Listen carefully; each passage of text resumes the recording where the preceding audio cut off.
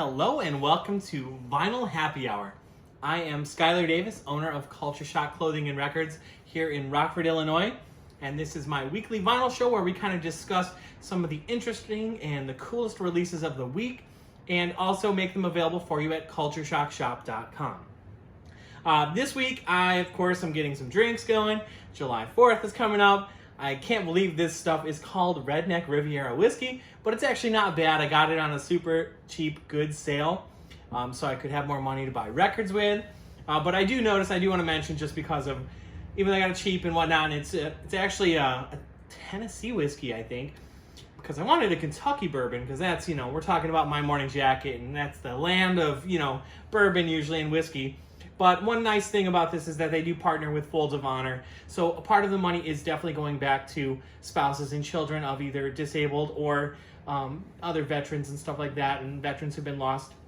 And that money actually helps provide education and educational resources to spouses and children of military members. So I thought that was a cool thing. Even though I got it on sale, at least their money's going to that, so they don't care about that. That money's already segregated for that. So anyway, it's just a good whiskey. I've got different whiskey for every week too. I'd like to, holidays seem to be a good time to pick up something new. We got some stuff on Father's Day too a while back, which I'll be busting out next week. But let's get right into some vinyl records. Let's talk about this. This is, I don't know, probably my third or fourth favorite. I can't tell. I need to do a ranking of My Morning Jacket. This is Evil Urges. This is a reissue, and it's a high quality, like an audiophile pressing. And I noticed it's cut at 45 RPM. They're calling this cream colored vinyl with a black blob. So as you can see, it's pretty interesting how they have this black blob going throughout it. And it's a double LP gatefold with all your lyrics and inserts and stuff like that on a fold out page inside. Great packaging, really nice kind of thicker jacket. Not the thickest jacket, but it's not bad. I've noticed some of these reissues and stuff like that are using thinner jackets, so I really like that they did this one. Each record is just slightly different, a little different wavy color of vinyl inside. Sounds really great. An album that I probably like a little more than this, which I haven't had time to check out yet, is It Still Moves. So this one is also on colored vinyl. It's remixed and remastered on Golden Smoke colored vinyl. If you haven't listened to these ones yet, this is going way back in their career. This is like one of their probably third albums or so from 03, I believe. This one's 08. This earlier one, though, has more of kind of like a little bit of countrified and like psychedelic jams, really good smooth vocals, a lot of cool guitars, gets a little swirly and interesting. Whereas when you get to Evil Urges, the pop sound is definitely in there a little more, a little higher production. And it's funny because sometimes listening to it, I just said, we were listening to it a little bit ago, almost gives me some of these feels of like Michael Jackson or U2 or something. It's got a very well-polished sound, and this is where Jim James starts playing a lot more with his vocals and doing higher vocals as well. Both great albums. Both are very limited. There's actually not many left already, and they are just coming out this week. But we do have some in the store if you want to pick them up, or at cultureshockshop.com as well. There is a link in the video below if you want to get over there. Just check out our staff picks for the week, and that's where we have them. This is another reissue series of one of my favorite artists of all time, PJ Harvey. Love her, love all of her albums, but this is another really great one, and I actually missed out on it. We had it at the store many years ago. A lot of her albums from the 90s and 2000s were either mostly CD or barely put out on vinyl, and I never did pick up a copy of this for some reason. Super glad it's finally getting reissued again and now available. And what's really interesting about these reissues they've been doing, like I think they've done 6 or 7 now of her first 6 or 7 albums, they're also releasing the demos from them. So this is the White Chalk Demos is also available. And this is one of her less overly produced and more stripped down. What's interesting too is there's a little less reliance on guitar and more piano and keys and stuff like that in. Gives me more of kind of bringing me some Fiona Apple vibes and stuff like that as well. And her vocals still keep very whispered at points. She does bring on a scream or raise her vocals a little bit, but not as extreme ups and downs as some of her previous albums. But this is a great album. It was one that I definitely caught on to a little bit late. I was so hooked on her first few albums. But this one's really grown on me over the years, so I'm super happy they're reissuing. Pretty much it looks like her whole discography almost. So get them while you can. And we do have all of her previous albums too. The first like 6 or so are still available if you need any other PJ Harvey for your collection. Here's a fun little interesting one. We were just talking about Sharon Bennett, and because she reissued her Epic 10 album here a little bit ago and had different artists do some covers of her album, and she picked the artist. But this is actually her doing a new song called Let Go, and this was actually for the film Feels Good Man, and it's about the artwork. It's kind of, his artwork has been lost and stuff like that and kind of taken over by some other people, this little frog face thing. But I actually don't know much about the artist, and I want to watch this film now just because the song is so good. And on the B-side, Mondo Records put this out. She actually does a cover of a Daniel Johnston song. Of course, Daniel Johnston was a very kind of strange, you see I think it's pink. I don't know if they might have called it magenta. Is that magenta, Lauren? It's pink. It's pink. Okay, so it's pink vinyl. And it's very thick for a 45 or whatever. It is very thick. I should also mention that PJ Harvey album, if you get it, I just was reading online, people thought maybe it was done as a joke. That plays at 45 RPM. Even though it doesn't say anywhere on the label, all of her other albums have played at 33. So it kind of tripped me out. So anyway, I should also mention, and I don't have this happen very often. Going back to PJ Harvey though, I forgot to mention how staticky this was. It's not in an anti-static poly inner sleeves. I'm not sure if that was the problem, but I did brush it and things like that. So if you have problems with records having this static and popping, I was actually hearing it pops and clicks come through my speakers, and if I wet cleaned it or put it through the spin clean, I'm sure that would have gotten rid of it, or sprayed it and things like that and wiped it down. That would usually get rid of it. I just didn't want to. So I actually used the zerostat gun. I'm not endorsed or sponsored by anyone. I'm just telling you my record playing experiences because I play a lot of records, and I enjoy drinking whiskey. I'm not endorsed or anything by that. It's just something I enjoy doing. I mean, the only thing I'm really endorsing is my own store, Culture Shock, of course. But I do want you to know, if you have issues like this, which I've had people have issues with records not fitting on their records or thinking it's warped, just because this little center hole was a little bit boogered up or whatever, so you had to cut off, use scissors carefully or whatever, or knife to get these little edges out if they didn't get them all the way chamfered out, and then it sits better on your record player. Well, same thing with sound quality. I think almost all new records I've ever had have never had any issues. I mean, if you might sometimes have to clean them, get rid of static, there's a lot of ways to do that. Wet cleaning is usually the best way to get rid of static. But this little zerostat gun, it's some sort of a crystal. I'm not an expert by this, any means, but there's some sort of a crystal in here or something like that, and you really slowly pull the trigger and let go of it really slow without clicking it, otherwise the static stays behind. Well, anyway, I'll just tell you, there's a million things on the internet about how to use it. Hold it in your hand, put it on the record player, do it at 3 o'clock, 8 o'clock, 12 o'clock on the record. There's people saying all sorts of stuff about these things. I just held it about a foot away from the center of the record. I actually just gave it one light press and let go, and the static was gone. Because the first time I played this, pulled it off the record player, well, I was screwing around with it too because I thought it was a 33 speed. And I was like, PJ's sounding really weird. Is my record player screwed up? I don't know what's going on. And I picked it up and the arm hair stood up on my arms. It's so staticky. Every now and then I do get a new record or even a used record that, might have built up some static. So there's a lot of ways to get rid of that, and we do want to do some videos talking about audiophile stuff, stereo equipment stuff, but I just wanted to throw that out there since I encountered it myself. Brand new record.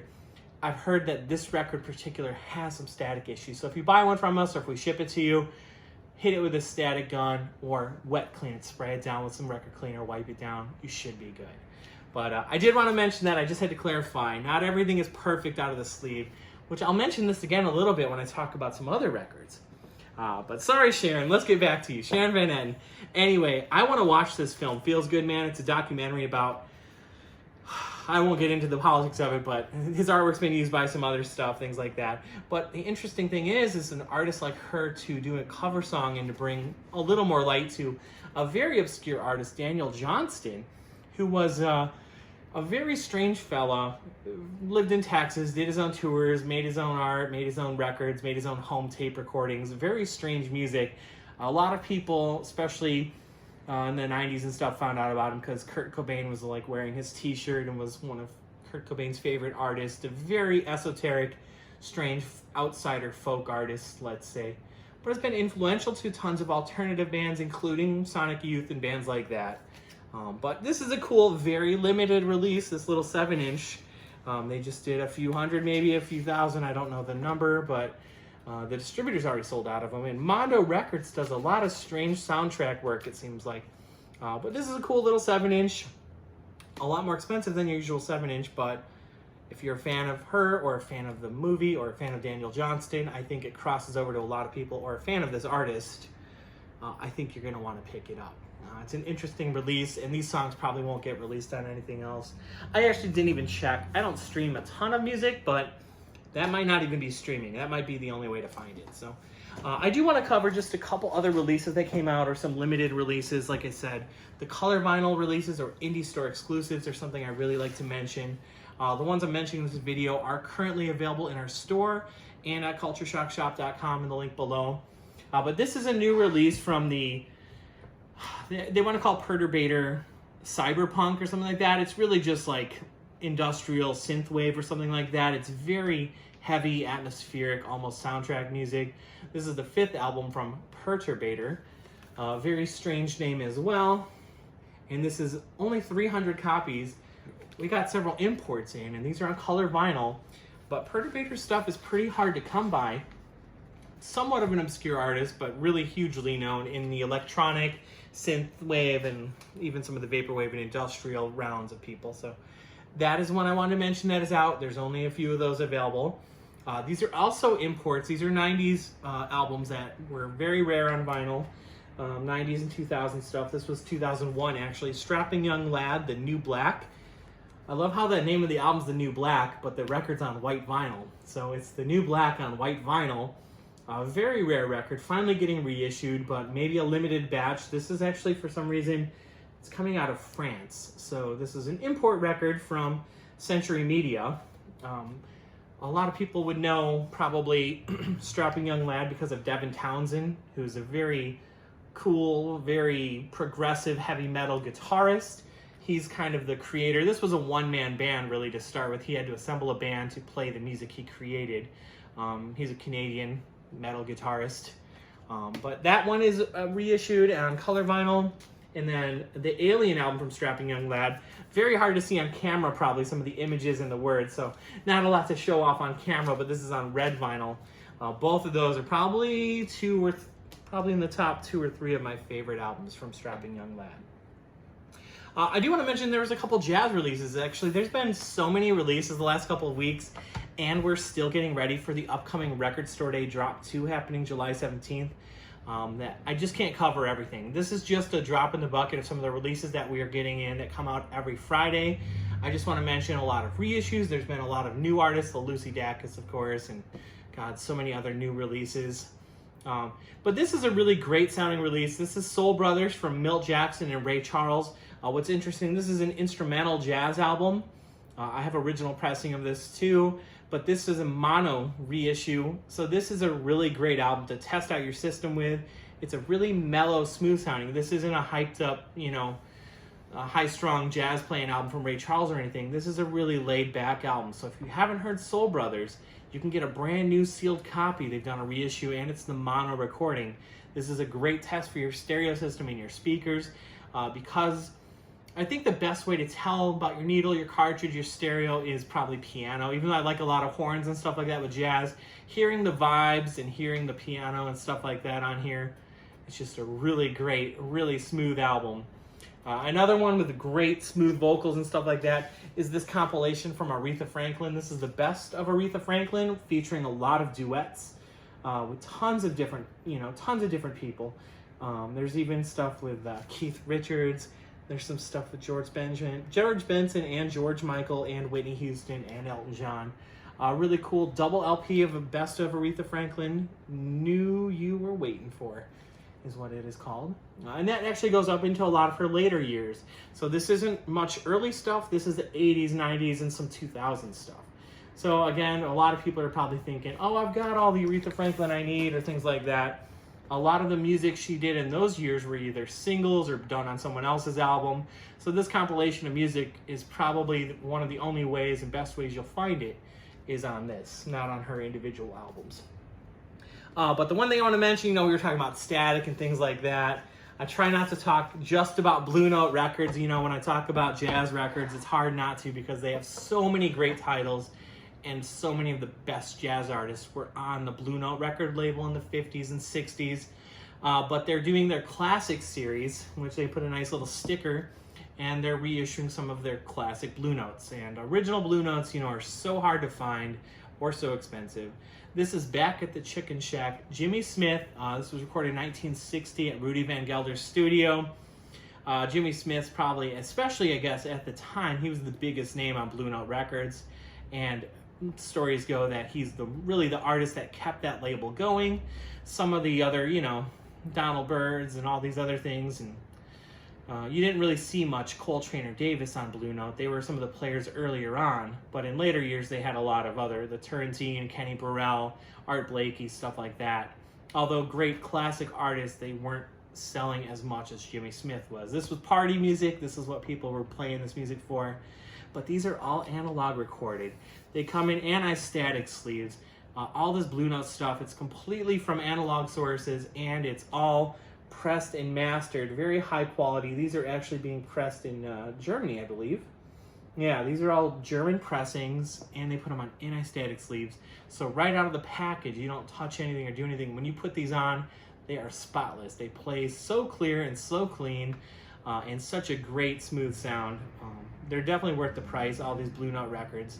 And there's a bunch of other jazz and analog and audiophile reissues. Not that there's anything wrong with just your regular reissues and stuff like that, but that's one thing, is the attention to detail on most records, and the attention to the pressings are just such high quality. And that's the best way, I think, the best thing about collecting records. I love to go out and find original copies of these. Of course, we have tons of used records in our store. But sometimes when you want to just enjoy an album, it's nice that these rare records are finally getting reissued. Of course, there's tons of new releases coming out every week, and then there's going to be a ton of releases coming out for Record Store Day. So we're getting really excited for that. But in the meantime, every Friday we're dropping tons of new releases. Plus on our website, I'll leave a link to, if you see the pre-order section, if you want to see some upcoming releases that you don't want to miss out on. Because honestly, there was actually a couple other records I wanted to feature or talk about, but some of them are already sold out. Some of these pressings are not only so limited, but the pressing plants can't keep up. There's been a huge demand for vinyl. So I myself, my store, a lot of our customers are finding new competition because there's a lot of people getting into records. So it is one thing we want to make sure we keep you up to date with new releases, and that's why we update our staff picks and our pre-orders every week to make sure you can get your hands on the records you want to collect. And of course, you can find some stuff in our boutique section too, like our new Culture Shock bleached tie-dyed shirts and some other fun Culture Shock items. So check that out while you're there, and have a great 4th of July. Enjoy seeing your family, taking a day off if you can. We will see you next week for another Vinyl Happy Hour video. Cheers.